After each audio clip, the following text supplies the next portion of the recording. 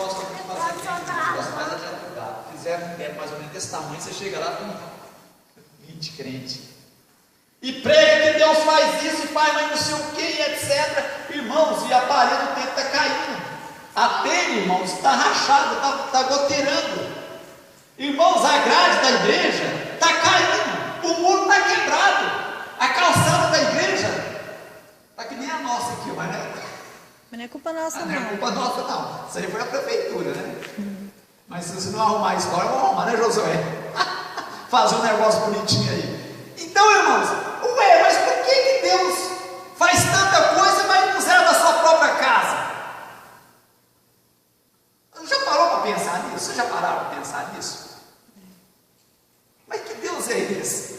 Irmãos, eu estou fugindo um pouquinho aqui do assunto aqui, mas imagina você ajuda a fazer a casa de todo mundo, e você está lá no ranchinho, e açuda cai nos pedaços. Tem dó, já viu aquele ditado assim, que oficina de ferreiro, espeta de pau.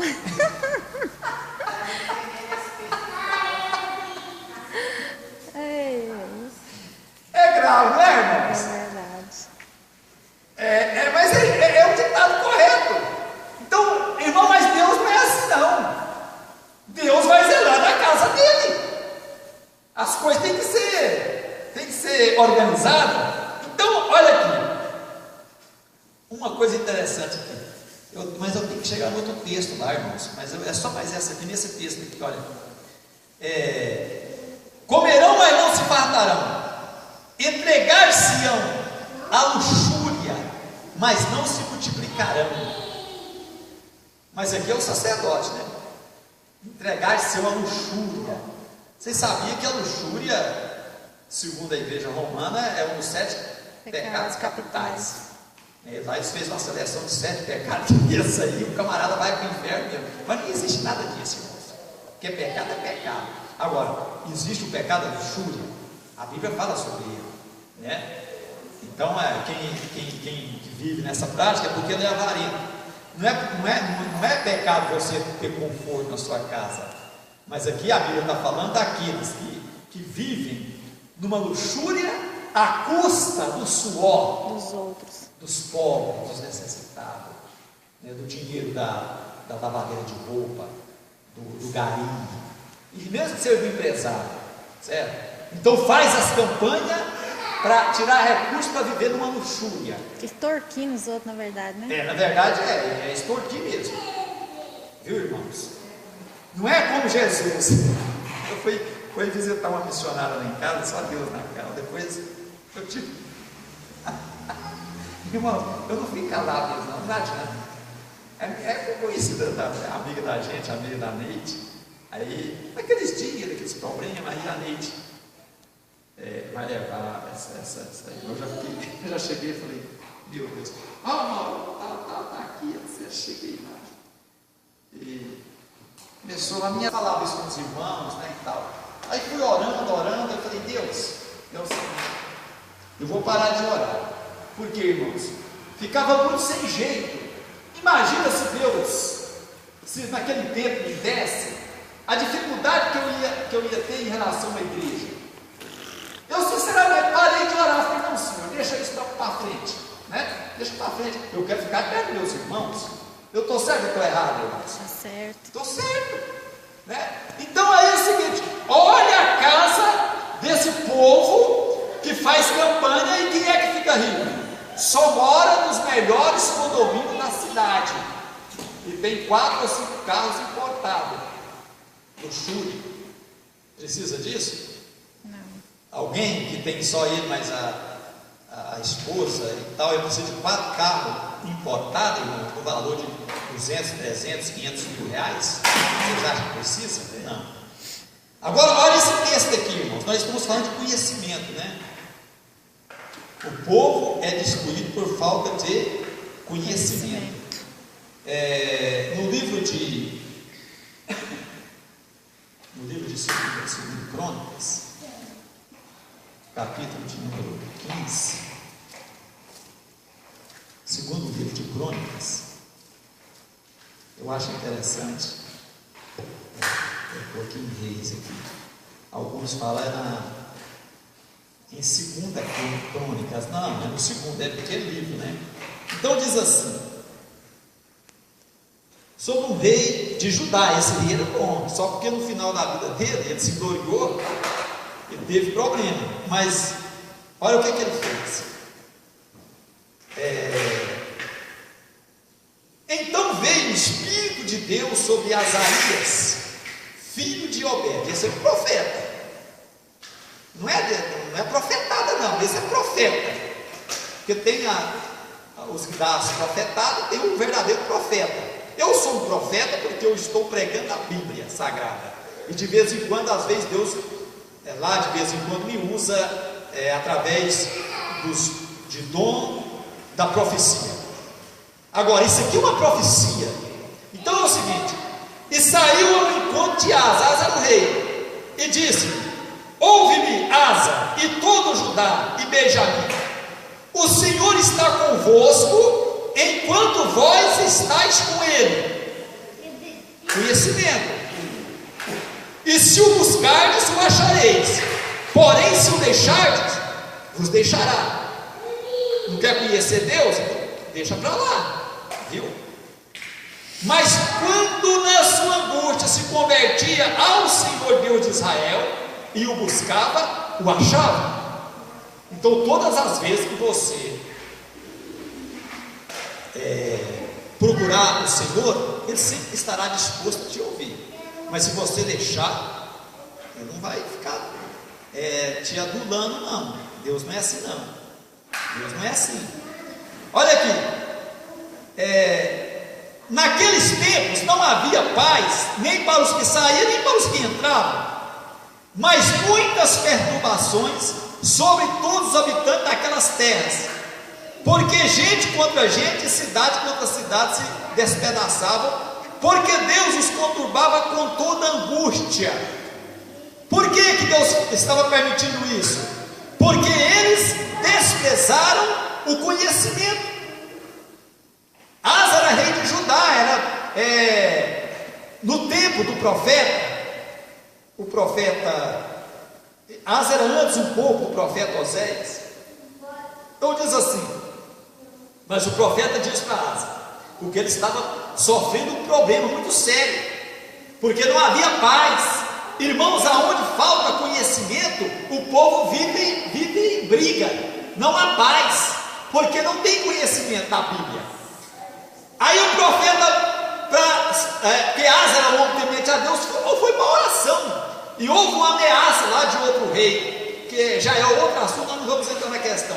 Mas o profeta falou assim: mas esforçai-vos, e não desfaleçam as vossas mãos, porque a vossa obra tem uma recompensa. Por mais que é difícil hoje, mas nós temos que esforçar, porque vai ter uma recompensa. Deus, Ele não vai deixar a gente na chapada. A nossa obra tem uma recompensa. Eu não preciso de imaginar, ou ficar imaginando, eu só vou ensinar quando eu tiver 500 crentes, se estiver na igreja eu vou ensinar. Irmãos, isso é a pura vaidade. Jesus ensinava para 500, mas ensinava só para um. Ele ensinou somente lá para Nicodemos, não foi? Somente para Nicodemos. Ele tirou tempo lá, Nicodemos chegou lá e ensinou para Nicodemos. Jesus atravessou o mar, teve um problema, ele teve que repreender lá a água, o vento, para expulsar um demônio de uma pessoa. Então vale a pena. Aí o profeta falou assim, aliás, aí olha aqui: ouvindo pois Asa estas palavras e a profecia do profeta, filho de Obed, esforçou-se e tirou as abominações de toda a terra de Judá e de Benjamim, como também das cidades que tomaram nas montanhas de Efraim. Agora a última parte do verso. Então, quando ele estava assim desanimado, porque não tinha conhecimento, o povo, como que Deus ia abençoar? Aí o profeta veio e falou: Asa, é o seguinte, se você for com Deus, Ele será contigo. Se você esforçar, Ele vai abençoar. Então Asa fez um esforço, falou: não, então eu vou obedecer.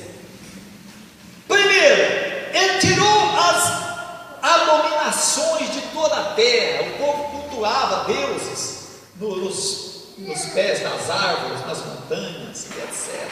Tinha altares a Deus, ele tirou tudo. Era o rei, ele mandou tirar.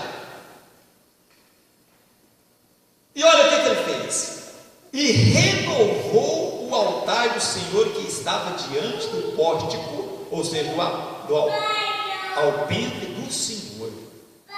Ele renovou o altar para cultuar a Deus. Mas ele renovou, olha para vocês verem o contexto, como segue a leitura: e ajuntou a todo Judá e Benjamim, e com eles os estrangeiros de Efraim e de Manassés e de Simeão, porque de Israel vinham a ele em grande número. Até de Israel estava vindo gente. Esse aqui, Israel já tinha sido levado cativo, mas ficou uma mistura de israelita com sírios ali, ou com outros povos, porque os sírios tinham essa mania, para o povo não rebeliar. Eles conquistavam uma terra, tiravam aquele povo, levavam para outra terra, tiravam o povo daquela terra e traziam para cá. Mas, então, houve uma mistura, mas o povo ainda tinha um certo conhecimento de Deus. Então, lá de Israel vinha fora, lá em Israel tem um rei que está renovando, ele renovou o altar, ele está servindo a Deus, vamos lá. Aí é bom, né? Aleluia. Vinham em grande número, vendo que o Senhor, seu Deus, era, e aí é diferente. Maravilha. Ele renovou o altar, ajuntou o povo, e o povo falou assim: somente Deus. Aí está certo. Não contradiz o que eu estou falando aqui, o que eu falei no início, que aí o povo vive de campanha em campanha. Mas eu conheço aqui hoje nós somos poucas pessoas, mas pessoas que inclusive eu, houve profecias, tanta coisa que não cumpriu, certo? E outras cumpriu, porque existe as que são de Deus e as que não são. Então diz assim: e ajuntaram-se em Jerusalém no terceiro mês do ano 10 do reinado de Asa, e no mesmo dia ofereceram em sacrifício ao Senhor no despojo que trouxeram. E tal, aqui fala aqui de quantos bois e tal, não vamos ler toda a palavra. E fizeram uma coisa assim, e entraram no concerto de buscarem o Senhor Deus de seus pais, com todo o coração e com toda a sua alma, e de que todo aquele que não buscasse ao Senhor Deus de Israel morresse, desde o menor até o maior, desde o homem até a mulher. E juraram ao Senhor em alta voz, com júbilo e com trombetas e com buzinas. E todo Judá se alegrou deste juramento, porque o seu coração juraram, e com toda a sua vontade o buscaram e o acharam, e o Senhor lhes deu repouso em redor. Mas por que isso aconteceu? Porque houve uma renovação, houve ensino. Esse homem, ele mandou ir em cidade ensinar a lei para o povo, para as pessoas conhecerem a Deus. Lá no livro de Juízes, quando Josué morreu, não é o nosso, não, o nosso está bem vivo, Josué, só daqui uns 100 anos, mas nós temos que fazer. Eu estava pensando, hoje nós temos que fazer o tempo mesmo, né? Hoje eu estava orando de madrugada, mas eu recebi uma unção de madrugada tão maravilhosa, e pensando assim, aquela palavra do pastor Carlos Rodrigues, ela foi tão poderosa na minha vida, irmãos. Eu sempre prego sobre isso, mas aquele dia foi algo assim tão tremendo, porque a gente sempre quer ser assim, com tantos anos e etc, né, e tal. Aí eu fui meditar, aquilo entrou na minha alma assim, de um jeito, que eu estava assim, a mesma coisa daquela fonte, né, cristalina que jorra, eu estava jorrando poder lá de madrugada, lá em casa. Aí eu falei, Deus, eu tenho 32 anos que eu sou crente. E eu já tenho meio caminho andado. 32 anos de ser crente, irmãos, não é 32 dias, não. Irmãos, daqui a 32 anos, eu ainda estou um velhão ainda bem saudável. É mesmo. Irmão, 32 anos, dá para fazer muita coisa. Outra coisa, eu não quero morrer daqui a 32 anos, não, porque eu estou bem novo ainda. Certo? O brasileiro hoje está vivendo 100 anos. Eu daqui a 32 anos eu estou muito longe de 100 ainda.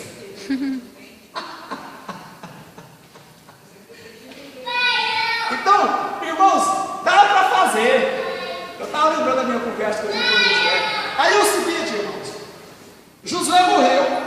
Aí a Bíblia diz que a nova geração que levantou, eles não conheciam o Senhor, e cada um fazia segundo o que desejava no coração.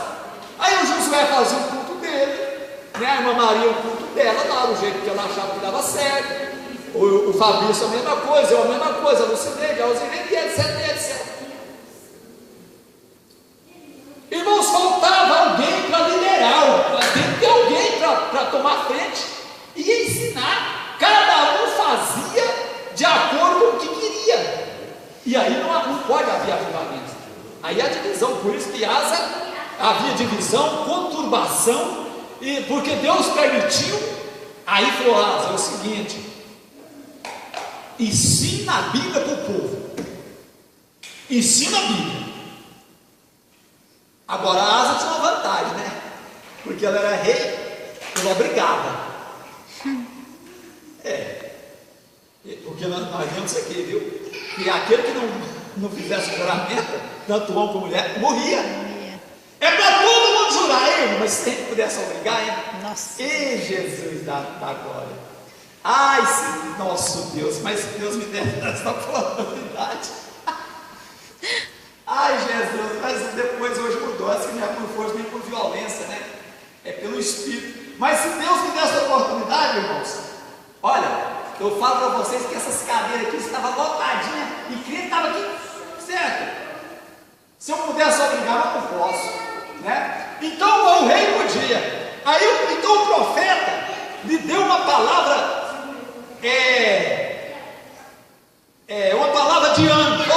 O rei, ele saiu lá, a Bíblia diz que então veio o Espírito. Isso fala de uma algo assim poderoso. Veio o Espírito sobre esse profeta Azarias e disse: olha, o Senhor está convosco enquanto você estiver com ele. Você faça isso e aquilo, e Deus vai te abençoar. Aleluia. E ele tomou uma atitude, ele tomou uma posição, glória a Jesus, para poder renovar o altar do Senhor e fazer um belo governo. Asa foi um dos melhores reis de Israel. Só no final do seu reinado que ele fez algo que desagradou a Deus, né? E ele até mandou prender um profeta, ou alguns profetas, e não agradou a Deus e foi desobediente, endureceu o coração. Como nós vemos lá, quando eu vi lá que as pessoas fazem isso de forma que elas querem fazer, não é por falta de conhecimento, não ela quer conhecer, né? É deliberado. Aí ele fez isso. O profeta repreendeu Asa, porque ele engrandeceu. Aqui no livro fala que Deus engrandeceu ele. Ele se tornou um rei muito abençoado. E aí ele fez algo errado. Lá o profeta repreendeu e ele não aceitou. E mandou prender o profeta e castigou alguns do povo. E a Bíblia diz que Deus não agradou. Aí Deus deixou uma enfermidadezinha no pé dele. Irmãos, e aquele negócio foi crescendo, aquele negócio. E ele ficou tão radical, ele ficou tão irado, que a Bíblia diz que ele não quis procurar o Senhor.